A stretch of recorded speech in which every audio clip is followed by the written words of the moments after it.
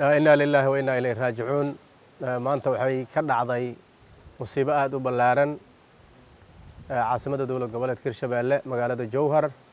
kooxihii argagixisada ahay ummadan nolosha u diiday oo deganaanta u diiday ayaa gaari waxyaalaha qarxa ay ka soo buuxiyeen.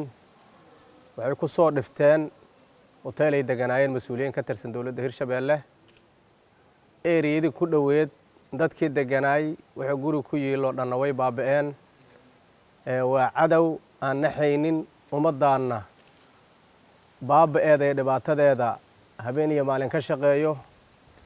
waxaan leenahay inta ku dhimatay ilaahay u naxariisto, inta ku dhaawacantana ilaahay caafimaad degdeg ha siiyaan leenahay.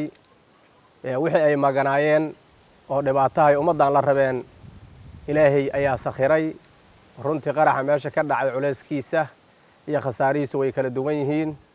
dadka dhintay oo dhibaatadaas guryihii ay ku dumeen ilaa 3 qofood aan xaqiijinay oon ka soo bixinay guryihii hoostooda ay ku dumiyeen. dhaawacan ilaa 7 qofood ayaa dhaawacooduna waa sakhiran yahay alxamdulilah. iyagana waxaan caafimaad degdeg ah alla uga baryaynaa intii dhimatan allaha u naxariista ayaan leenahay.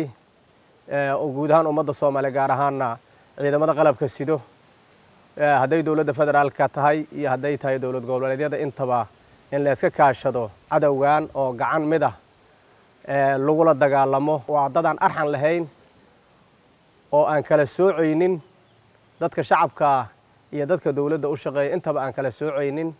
runtii waxaa hadda geerida 2 qof oo meesha ku dhimatay 2 qof oo shacab ah iyo qof ciidan ah 3 qofoodaa dhimatay. waxay caddayn u tahay hantiday ku burburiyeen iyo dadka shacabka guryahoodii dadka waayeelka iyo ilmaha iyo haweenka guryaha ay ku dumiyeen waxay ku tusaysaa inay yihiin dad aan naxaynin, dad cadow ah ummadan inay baabi'iyaan maahane wax kale ka shaqeeyaan aysan jirin. waxaan leeyahay gacan midaysan ha lagu qabto, meelna ha la isaga soo jeesto, hal dhinac ha loo maaragtaya wajaho. runtii waxaan leenahay nimankaanu waa ummadan dhibaato ilaahay ma aragtaya ha ka dulqaade. waa ummadan dhibaato hortaagan oo noloshii iyo horumarkii u diidan. ciidamada qalabka sida waxaan maaragtay si gooni u faraynaa in amniga la adkeeyo.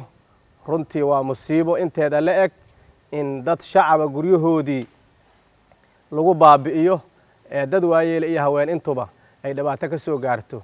waa cadow aan naxaynin, kala soocaynin ummadan. ciidamada qalabka sido amniga ha adkeeyaano. waxaan leenahay intii dhimatay allaha u naxariiso, intii dhaawacantayna allaha caafiyo. kuma sugi doono insha Allah haddii la raalli ka noqdo guryaha.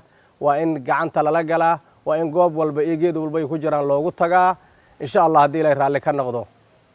waana ka guuleysaynaa dadaalka iyo dagaalka aan ku hayna nimankaasna waa la sii wadi doonaa. ballantaynuna waa nimankaas in dalka laga xureeyo. intii dhimatayna Allah u naxariisto, intii dhaawacantana caafimaad degdeg Allah siiyo.